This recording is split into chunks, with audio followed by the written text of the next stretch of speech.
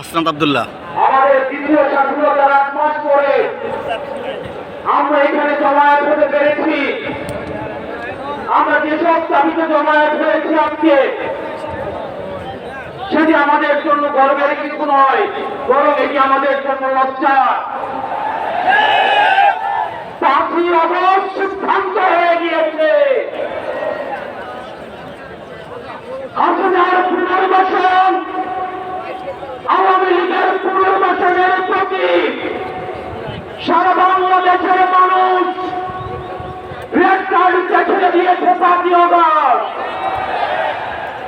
5ই আগস্টের পরে 5ই আগস্ট আমরা সিদ্ধান্ত জানিয়ে দিয়েছি, এই ভূখণ্ডে আওয়ামী লীগের আর পুনর্বাসন হবে না। সেই আওয়ামী লীগ আমাদের চারিপুত্র ভাইদেরকে বাইতুল মুকাররমের সামনে থেকে টেনে টেনে রাস্তা জানিয়ে এনেছিল, সেই আওয়ামী লীগের আর পুনর্বাসন হবে না।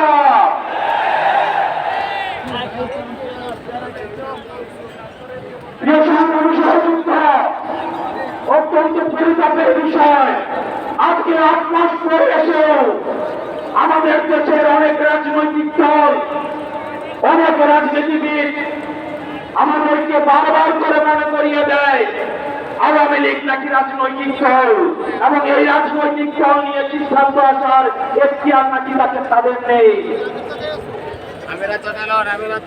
ডক্টর মোহাম্মদ ইউনূস গত কিছুদিন আগে বলেছেন আগামী নির্বাচনে আওয়ামী লীগ অংশগ্রহণ করবে কি করবে না সেটি সিদ্ধান্ত নাকি আওয়ামী লীগের। ডক্টর মোহাম্মদ ইউনূস, আপনি ভুলে যাবেন না, আমরা তাকে ক্ষমতায় বসিয়েছি। আওয়ামী লীগ নির্বাচন করবে কি করবে না, আওয়ামী লীগ আসবে কি আসবে না, এই সিদ্ধান্ত নিয়েছি আমরা। আওয়ামী লীগ মারা গিয়েছে বাংলাদেশে, আর জানাজা হয়েছে দিল্লিতে।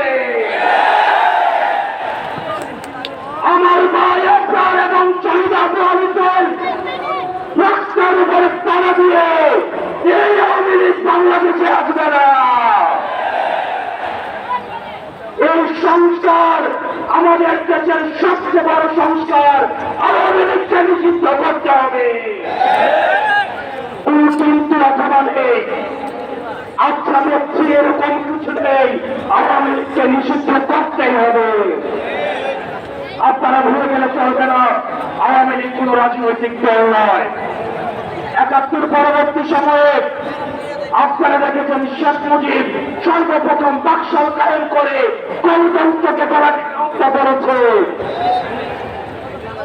এই বাকশালী দিয়ে ৩০,০০০ চাষক কর্মীকে হত্যা করে সারা বাংলাদেশের কষাইতন্ত্র কায়েম করেছে। আওয়ামী লীগের লুটপাটের কারণে আপনারা দেখেছেন ৭৪-এর দুর্ভিক্ষে ১৫ লক্ষ মানুষ মারা গিয়েছে। আমরা বারবার করে বলতে চাই, আওয়ামী লীগ কোন রাজনৈতিক দল নয়। আওয়ামী লীগ হচ্ছে একটি সন্ত্রাসী সংগঠন। এই সন্ত্রাসী সংগঠনকে নিষিদ্ধ করার মধ্য দিয়ে আমরা সংস্কার করতে চাই। একই সাথে সাথে সপ্তাহে যে হত্যাকাণ্ড হয়েছে, আমরা আপনাদের কাছে অনুরোধ জানাবো, এই সপ্তাহ হত্যাকাণ্ড যারা শহীদ হয়েছে, আজকের এই মঞ্চ থেকে এই শহীদের লিস্ট আপনারা জাতির সামনে প্রকাশ করো।